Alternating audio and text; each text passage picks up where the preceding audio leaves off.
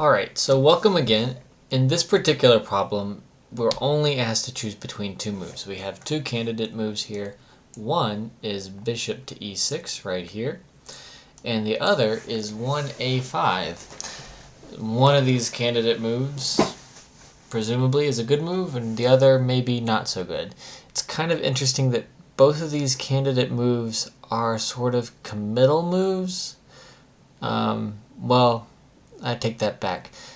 Bishop e6 is not necessarily a committal move because black cannot take the bishop on e6. Because if he takes on e6, then you have rook takes f8. So you could always just play bishop h3 probably next move. I can't see. It's not very committal. Maybe it's strong, but it's not committal. a5, on the other hand, permanently undefends this a pawn in regards to this pawn here being able to defend it. So we're going to only be able to rely on the queen and the rooks to defend that a pawn now, which looks a little suspicious. So my initial instinct is that a5 looks like it should crumble if we go after the a pawn, but maybe I'm wrong there because there's so much pressure on this f7 square. So for instance, after a5, presumably say rook a8 would be good for white after rook takes, queen takes, rook takes, rook takes, but I'm actually not sure about that. Yeah, I think that in this case, I would much prefer to be black. I'd take the rooks over the queen. I love a good queen, but I think my problem here is that I'm not going to be able to hold on to or queen the a pawn with the support of just this queen here. And black has such dominance over the dark squares that I just got nothing here. He can probably pick up the a pawn at any time, or he can sort of swing his rooks over to the f file and possibly just mate white.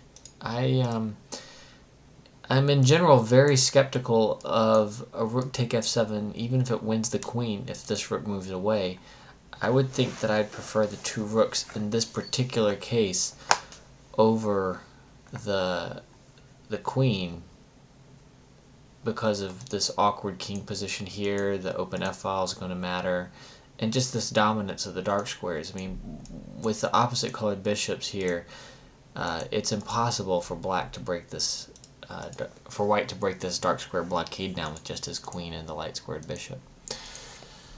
So, a5. I'm still not sure I like this move. Maybe even just rook f8. Like I said, now I think black is threatening rook takes a5. I think. I'm not sure about that. Okay, so a5, rook over. Maybe there's not rook takes a5, because then after we grab everything over here, then at the end of that, if the rook comes down to a5, we can play queen to d7 check. And then things look a little bit more vulnerable for black. Although I still don't see necessarily more than a perpetual for white after, say, king h6. But at the same time, it's hard for me to see how black gets out of the checks long term. So I would think that might be a draw. I think maybe a perpetual from the queen on the open black king.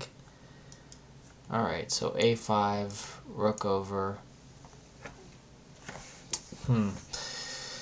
And maybe rook takes a5, not so good.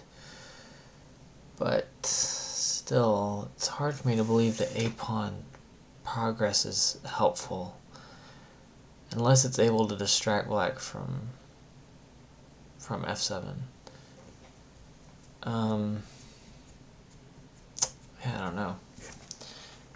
Well, let's think about bishop e6 for a moment. So my first thought is that bishop e6 may be fine, but I mean, black can't take, but I don't see that it does anything after bishop e6.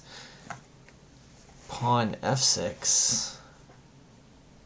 I think any sort of attack is essentially illusory. Yeah, I just don't see. I don't see a way in for white. There's just the dark squares are so solidly held. Yeah, bishop e6, and I got nothing for white. I don't know. I mean, white's bishop looks good on e6, but what is it doing, really? It's just hanging out, and black's maneuvering around it. And f6 and d6 are so solidly held, I got nothing here.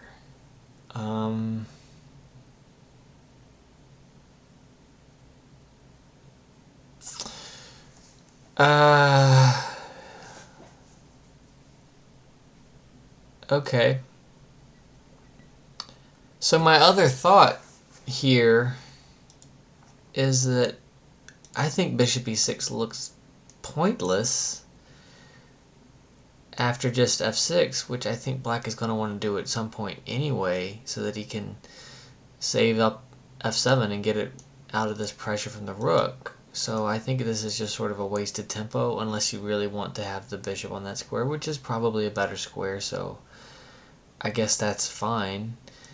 But it's not doing much. But all this makes me think that a5 looks even sillier now, because say black just goes ahead and plays f6.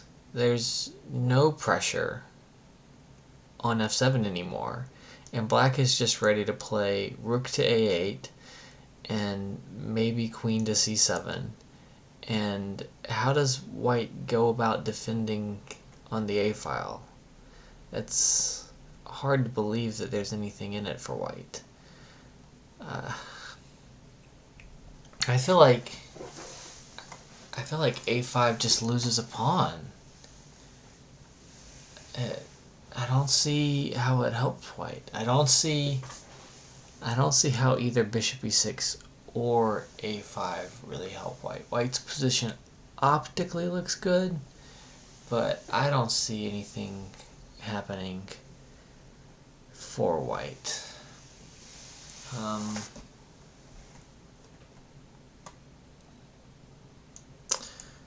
see, bishop e6. Still thinking on this for a moment.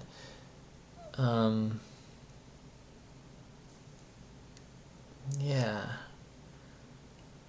I don't see any good moves for black except f6, but f6 looks alright. Am I missing something? It's not even easy for white to find a way to swing his rooks to the h-file. They're so far away from getting to the h-file, which is very annoying. If they could get to the h-file, then white might have something. But, I mean, black gets there first, and it's not even close.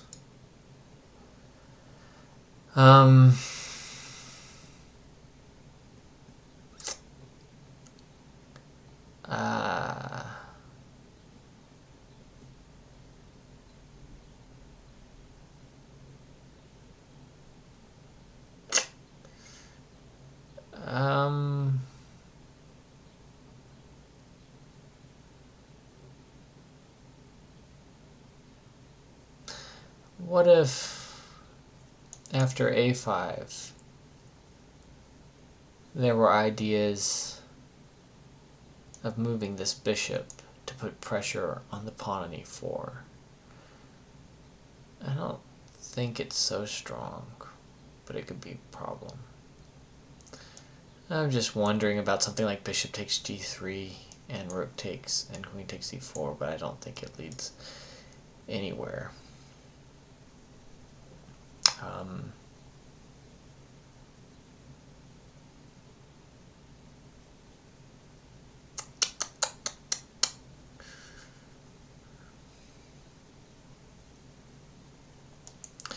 Alright, bishop e6 I think is fine, but unimpressive. A reasonable move. a5 I think is just a bad move. I don't see a justification for a5. So my inclination is to play bishop e6. I don't think it accomplishes anything, but I think that white wants to believe that he's better here. You'd want to believe that you're better here with this nice lineup of rooks on the f-file, but I don't think it's true that white is better in this position. And trying to play a5, I think, just loosens things up for white. And I think it's a bad move that's likely just going to lose him the a-pawn, and eventually I think it'll probably lose him the game too. So bishop e6 is my choice here, though I don't see that it's a very powerful move. So this logic is essentially correct. There are some key points that are missed, but the basic idea that a5 is just loosening the pawn from its moorings and it's going to be difficult to defend is correct. The best move then for black is queen b7, which I didn't consider, but in general the a5 move is poor because the pawn is becoming weak and there's just not enough pressure on f7 to justify the advance of that pawn, which is trying to distract black from defending f7. So the best move is bishop e6, but it's not good for white. It's just okay. It's about equal after bishop e6. The bishop is a little better on e6.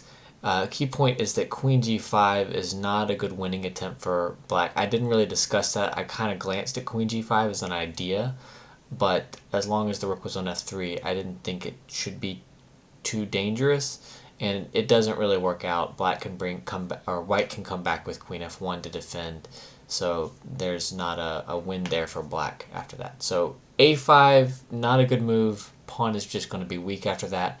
Bishop e6 is the better move, but it's only about equal after the best bishop e6.